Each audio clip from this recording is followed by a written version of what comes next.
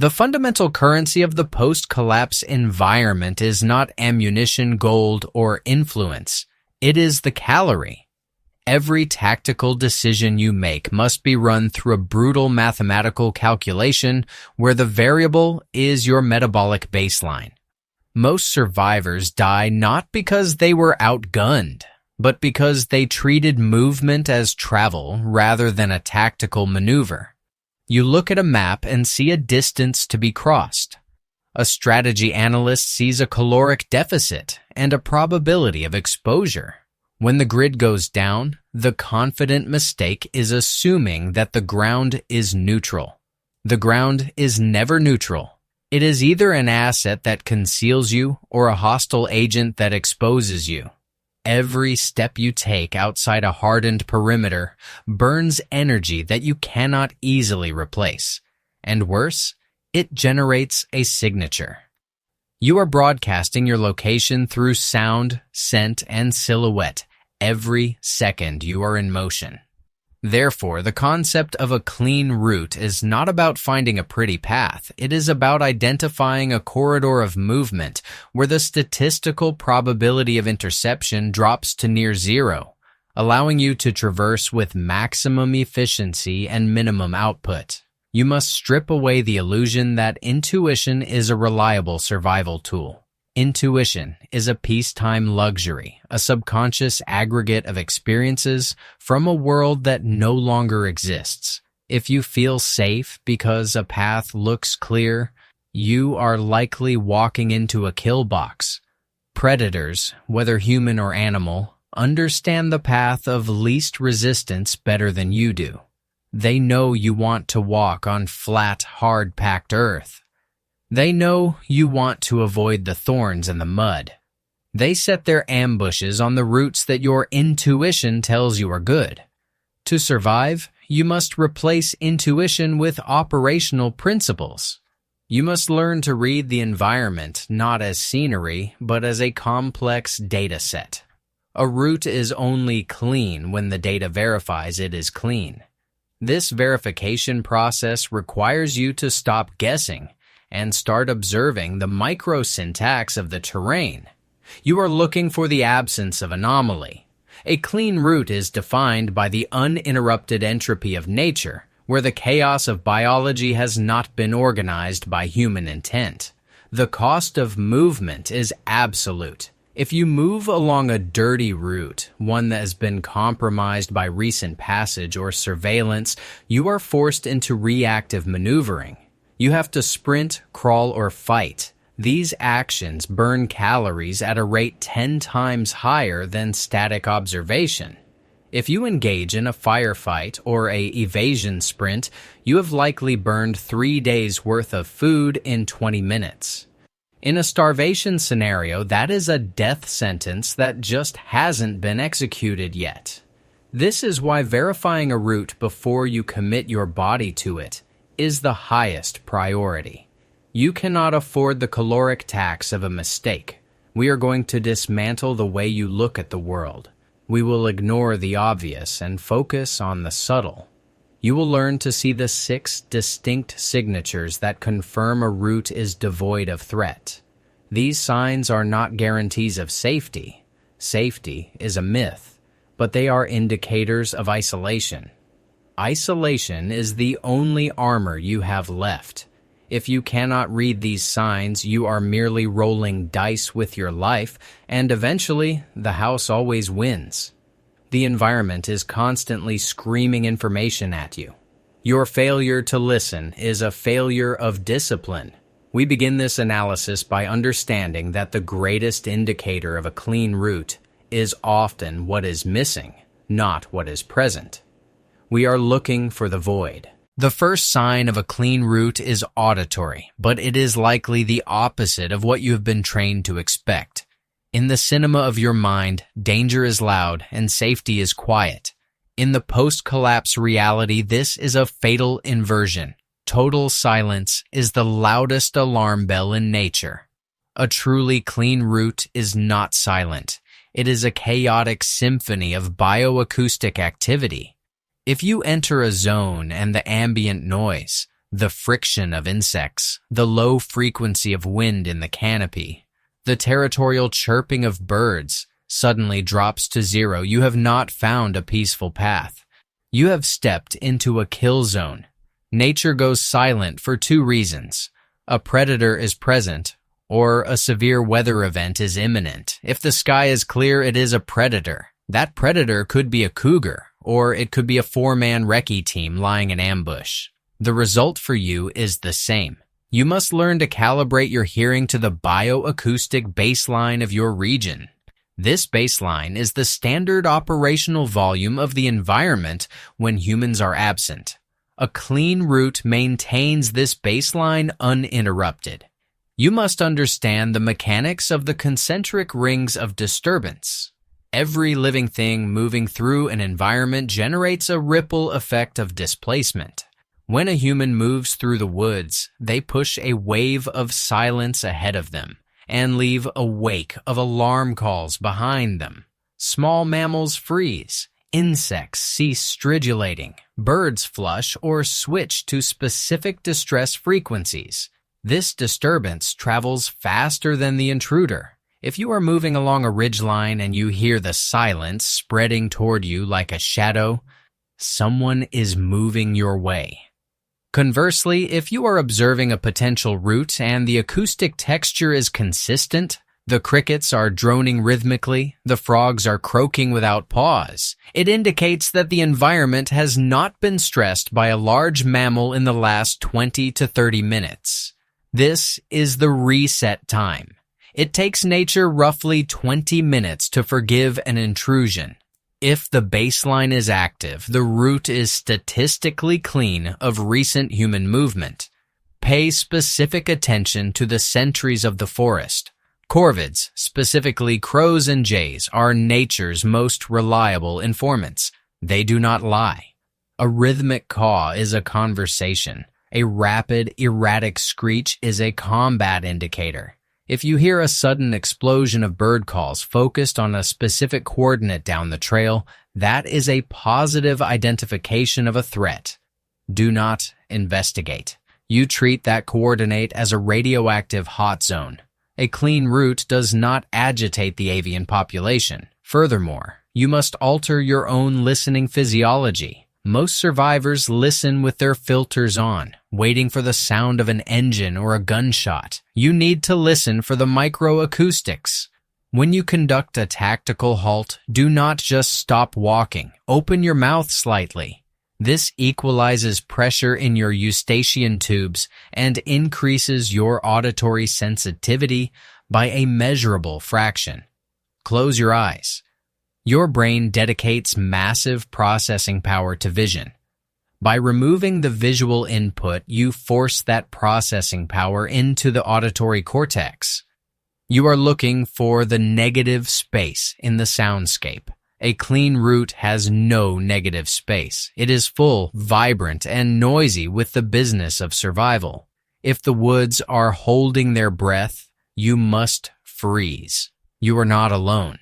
The final element of the bioacoustic sign is the absence of the human cadence. Nature moves in erratic, broken rhythms. Wind gusts are irregular. Animals scurry in short bursts. Humans, however, are rhythmic creatures. We walk with a metronomic beat. Step, step, step. Equipment clinks in time with our stride. Heavy breathing follows a regular cycle. Even when trying to be stealthy, untrained humans generate a rhythmic signature that is alien to the natural world. If you hear a sound that repeats at a perfect interval, it is artificial. A clean route lacks this geometry of sound.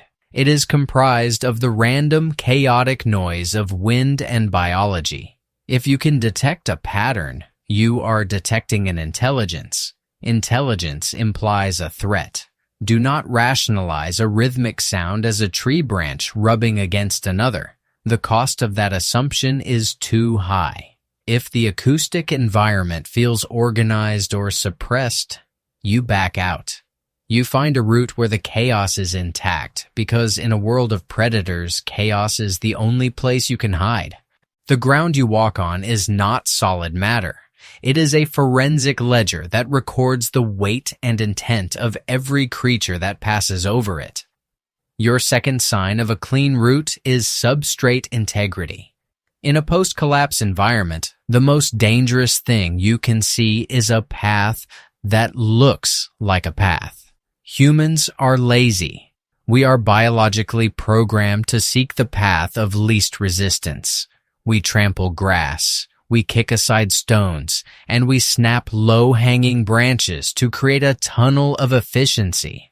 A clean route, by definition, must be inefficient. It must show the chronology of decay that is consistent with the entropy of nature, not the geometry of man.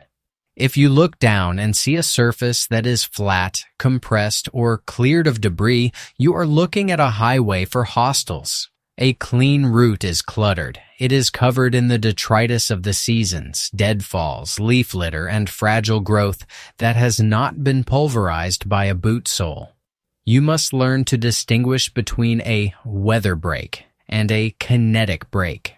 Nature breaks things with wind and gravity. These breaks are usually ragged and occur at the weakest point of the vegetation. A kinetic break caused by a human moving through brush often happens mid-shaft, defying the plant's natural structural weakness. This is violence applied to biology. Furthermore, you must analyze the aging of these disturbances. When a green branch is snapped, the inner wood is exposed. In the first hour, it is bright and moist. This is a hot sign. Over the next 6 hours, the sap oxidizes and the wood yellows. After 24 hours, the break dries and grays out. If you are moving through a thicket and see a single snapped twig that is still bright white on the inside, you stop. That is not old damage. Someone passed through there minutes ago. A clean route shows only the gray, weathered breaks of old storms. If the damage is fresh, the threat is fresh. Pay close attention to the flagging of the ground cover. When a human walks through deep leaf litter or grass, they do not just compress it, they drag it. The toe of the boot catches the underside of leaves and flips them over. In most environments, the top of a leaf is dirty and bleached by the sun, while the underside is darker and retains moisture. A trail of darker overturned leaves is a neon sign indicating recent passage. This is called shining. In the early morning or late evening, a track line will reflect light differently than the surrounding undisturbed terrain because the dew has been disturbed or the microscopic dust layer has been broken. You can verify a route is clean by looking for the continuity of the dew line. If the morning dew on the grass is unbroken across your azimuth, you are the first large mammal to cross that line since dawn. That is the highest assurance of a clean route you will get in a daylight scenario. The most critical indicator of substrate integrity is the existence of fragile obstacles. Nature builds delicate structures that cannot survive the passage of a 70-kilogram human. Look for the fungal networks. Mushrooms and puffballs growing directly in the path are excellent indicators of isolation. They are brittle. A single misstep destroys them. If you see a cluster of mushrooms intact in the center of a potential avenue of approach, it means no one has walked there for days. Even more reliable is the arachnid tripwire. A spiderweb spanning a gap between two trees is the gold standard of a clean route.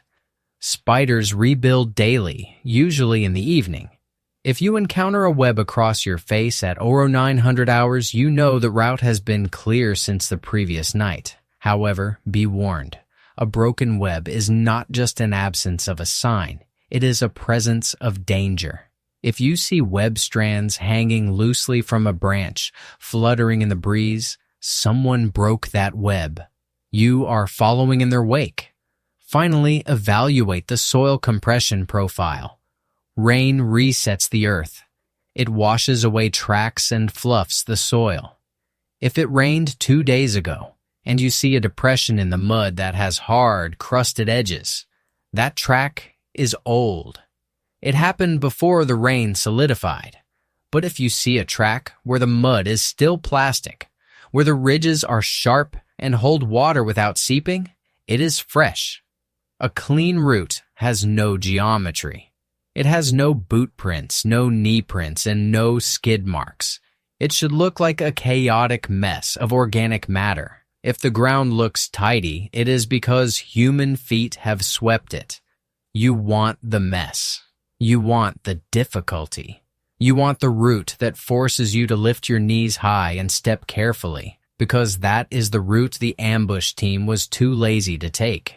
Your third operational sign is the integrity of the olfactory horizon. In the civilized world, you have been conditioned to ignore your sense of smell. You live in a sanitized bubble of deodorants, exhaust fumes, and artificial fragrances.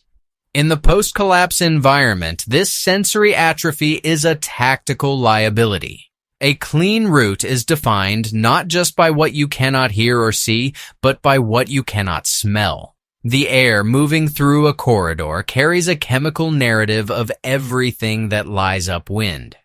You must learn to read this narrative with the same precision you use to read a map. A truly clean route is chemically neutral. It smells of damp earth, pine resin, decaying leaves, and ozone. It has no spikes. A spike is any sharp, artificial odor that cuts through the organic background noise. If you catch a whiff of anything that does not grow out of the ground or rot into it, the root is compromised. You are hunting for the microclimates of human presence. Humans are chemically loud. Even if a survivor has stopped using soap and laundry detergent, their metabolic signature is distinct. An ambush team lying in a static position for 4 hours creates a scent pool. They exude butyric acid from sweat, ammonia from urine, and the distinct metallic tang of gun oil and carbon residue from maintained weapons. These scents do not dissipate instantly. They linger in the underbrush, trapped by the vegetation. If you are moving along a trail and you smell a faint trace of wood smoke, do not assume it is a distant campfire miles away. Smoke particles are heavy and sticky. If you can smell it distinctively, it is likely within your immediate operational box. A clean route has no history of combustion. It smells cold. If the air smells warm or carries the sweet, acrid scent of burnt accelerants, you are walking into a camp or a kill zone. To verify a route is clean, you must understand the physics of thermal columns. Scent does not just move horizontally with the wind. It moves vertically with the temperature. This is the mechanism of thermal inversion. In the early morning and late evening, the ground is cooler than the air above it. This creates a stable layer where scent hugs the ground and travels effectively along the contour of the terrain. This is the most dangerous time to move downwind of a threat, but it is the best time to detect one. If you are moving at dawn and the air is still, the scent of a hidden observer will drift downhill like water. You must pause frequently, face upwind, and inhale deeply through your nose, tasting the air. If the route is clean, the air will taste crisp and flat. Conversely, during the heat of the day, the sun heats the earth, creating rising columns of warm air. These thermals carry scent upwards and disperse it rapidly. A route that smells clean at noon might actually be dirty because the scent of the threat is being lifted over your head. This is why a clean olfactory read at midday is less reliable than one at dusk. However, you can use this to your advantage. If you must move through a high-risk area, do it when the thermals are active. Your own scent will be carried up and away, making it harder for tracking dogs or predators to pin you down. But for the purpose of verifying a route, you want the heavy air of the morning. You want the conditions where the chemical signature of an enemy is trapped at nose level. Pay close attention to the sweetness of the air. Rotting vegetation smells musky, but rotting garbage or human waste has a sickly sweet undertone. The most subtle indicator of a dirty root is the smell of disturbed earth. When deep soil is turned over for a latrine, a foxhole, or a cache, it releases a burst of geosmin, the compound that gives rain its smell. If it hasn't rained, but you smell that sharp, wet dirt scent, someone has been digging. Nature does not dig holes without reason. A boar might root around, but the smell of boar is unmistakable. If you smell fresh earth without the animal musk, it is a human signature. A clean root smells old. The scents are settled, blended, and stale. Fresh scents are warning shots. If the air smells new or sharp, you stop. You do not investigate the source. You acknowledge that the chemical baseline has been violated and you rotate to a new vector. The fourth sign of a clean root is the absence of Euclidean geometry. Nature is fractal. It is constructed of chaotic repetitions, irregular curves, and jagged edges. Humans, however, are creatures of the straight line. We build in grids, we walk in vectors, and we clear fields of fire in geometric cones. Therefore, any manifestation of a straight line, a perfect arc, or a 90-degree angle in the wild is a geometric anomaly. It represents an imposition of order upon entropy. If you are moving through the woods and you notice that the tree line suddenly aligns into a coherent row, or that a gap in the brush forms a perfect corridor, you are not looking at a natural formation. You are looking at a firing lane. A clean route is visually messy. It should be difficult for your eye to find a focal point. If your vision is naturally drawn to a specific opening or a clear path, you must assume that a weapon is also trained on that exact spot. You must understand the tactical concept of canalization. This is the method by which terrain is used to manipulate movement. Ambush predators and military units both use terrain to funnel prey into a kill box, a pre-designated area where the target has zero cover and no escape. A route is dirty if it makes your movement easy but restricts your lateral options. Ask yourself, if I took fire right now, could I move left or right? If the answer is no because of a ravine, a dense thorn wall, or a fence, you are in a canal. You have voluntarily entered a chute where the only way out is forward, into the guns. A clean route allows for omnidirectional evasion. It fights you, yes, but it does not imprison you. If the terrain feels like it is guiding you to your death. You must fight the urge to accept the terrain's assistance. If the ground slopes gently down toward a flat, open creek bed, do not take it. That is a funnel. You traverse the slope, staying in the difficult, uneven ground where the footing is bad but the geometry is chaotic. Beware the green tunnel. In overgrown urban or suburban environments, vegetation often closes over old roads or alleys, creating a tunnel-like effect. These are psychologically seductive because they feel enclosed and hidden. In reality, they are tombs. A tunnel creates a silhouette effect at both ends. If you enter a green tunnel, you are invisible to the outside, but you are trapped inside with whatever else is in there. Furthermore, sound is amplified within the tunnel, and there is no way to step off the X. A clean route has a broken horizon. You should never be able to see more than 50 meters in a straight line. If you can see 100 meters down a path, that path is being monitored.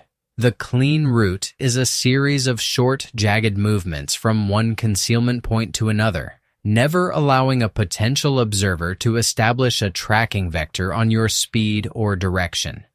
Finally, analyze the negative space between obstacles. A clean route possesses random intervals. If you see two large trees that are perfectly spaced to allow a human to walk through, and the ground between them is worn flat, that is a gate. Gates are psychological checkpoints. Humans naturally walk through the center of two obstacles. Traps are set in the center. Mines are buried in the center. Reticles are focused on the center. To verify a route is clean, you must avoid the invitation of the gate. You do not walk through the gap, you go around the obstacle, or you squeeze through the tighter, less obvious space. You are looking for the path that requires effort. If you find yourself walking in a rhythm, swinging your arms, and looking at the scenery, you have failed. You are on a dirty route. A clean route forces you to stop, crouch, climb, and weave. It is physically exhausting because it is tactically secure. The moment the movement becomes easy, the environment has turned against you. The fifth sign is the resource gradient, also known as the scavenger's test. In a post-collapse economy, the definition of trash ceases to exist. Everything is a resource. A plastic bottle is a canteen, a tin can is a stove, a length of wire is a snare. Therefore, the presence of unsecured resources on a route is a primary indicator of human absence. You must invert your civilized mindset regarding pollution. In the old world, a clean trail meant a pristine wilderness. In the new world, a trail devoid of debris means it has been picked clean by human hands.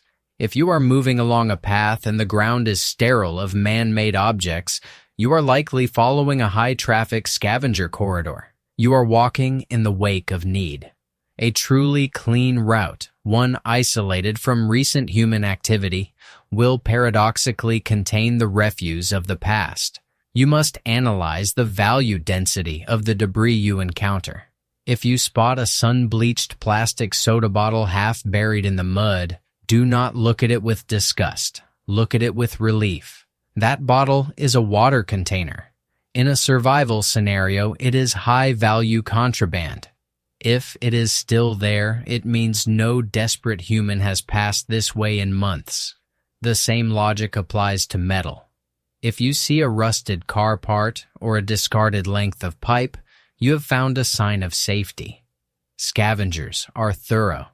They operate like army ants, stripping an area of everything that can be burned, built with, or bartered. A route that still holds these items is a route that has been ignored. The resource gradient dictates that as you move closer to a survivor encampment or a patrol zone, the quantity of loose resources drops to zero. The existence of trash is the proof of isolation. However, you must apply a critical filter to distinguish between refuse and bait.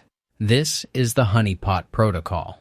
While scattered, weathered debris is a good sign, a concentrated pile of useful items is a combat indicator. If you see a backpack leaning against a tree, a pristine tarp folded on a rock, or a weapon lying in plain sight, you do not approach it.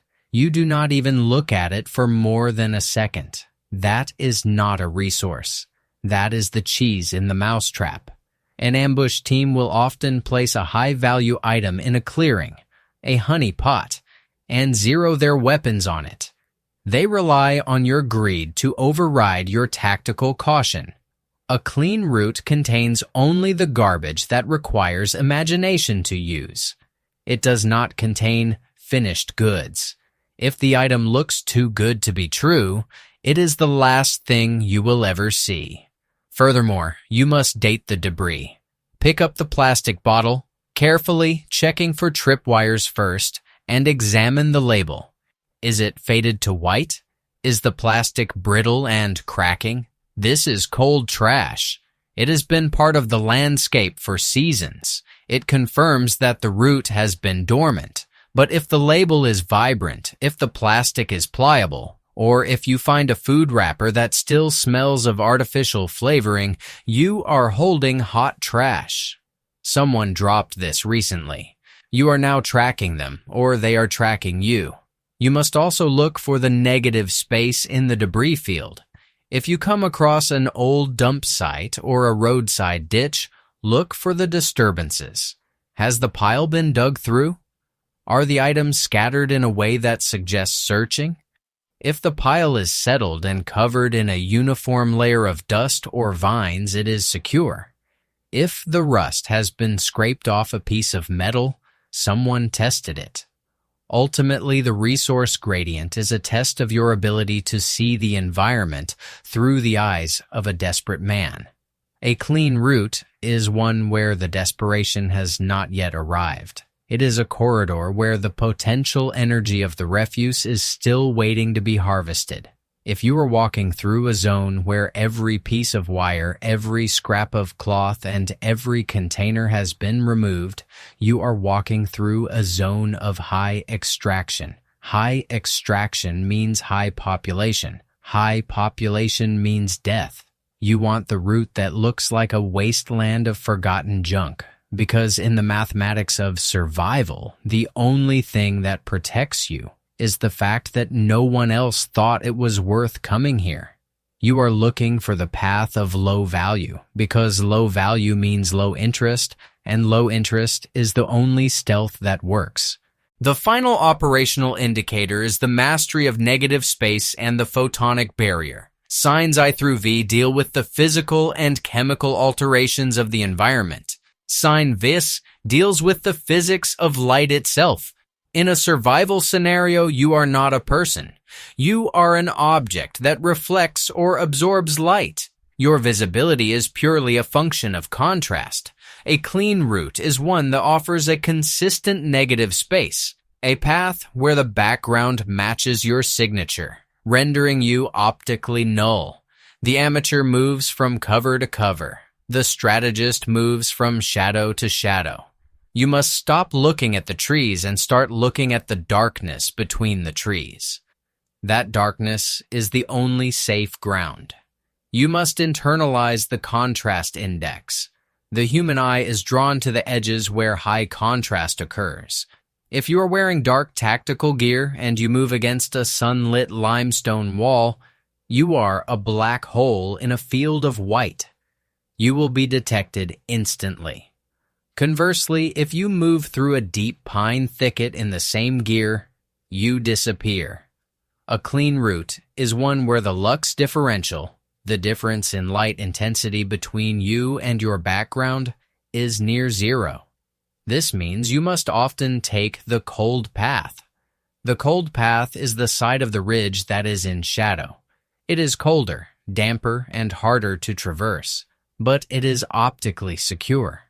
The warm path is bathed in sunlight. It warms your bones and lifts your morale, and it highlights your silhouette for every observer within a kilometer. You do not deserve warmth. You deserve survival. You stay in the cold. Beware the skyline, but understand it correctly.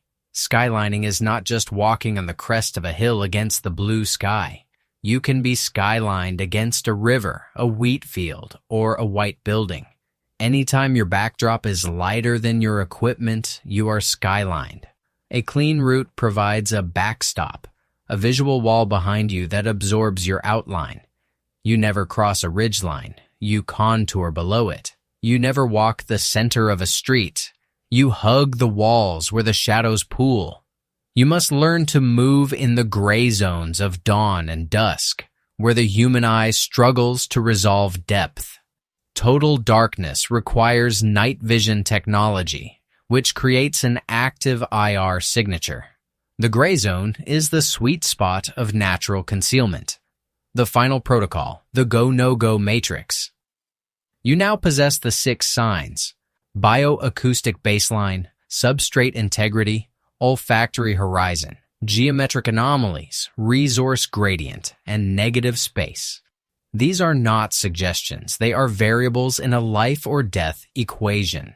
You must now integrate them into a binary decision matrix. There is no maybe. There is no good enough. Before you commit to a route, you run the checklist. Listen, is the baseline active? Yes, no. Look down. Is the substrate chaotic and weathered? Yes, no. Smell. Is the air chemically neutral? Yes, no. Scan. Is the geometry fractal and devoid of straight lines? Yes, no. Evaluate. Is there low-value refuse present? Yes, no. Observe. Is there negative space to mask your movement? Yes, no. If you answer no to any single one of these questions, the route is dirty. It is compromised. You do not rationalize it. You do not say, well, the birds are quiet, but the ground looks okay. That is a confident mistake. If the birds are quiet, the ground doesn't matter because the ambush is already set. You abort. You rotate. You find a new vector. Survival is not about being the strongest or the fastest. It is about being the most disciplined. It is the refusal to gamble. The world is trying to kill you with entropy, starvation, and predation.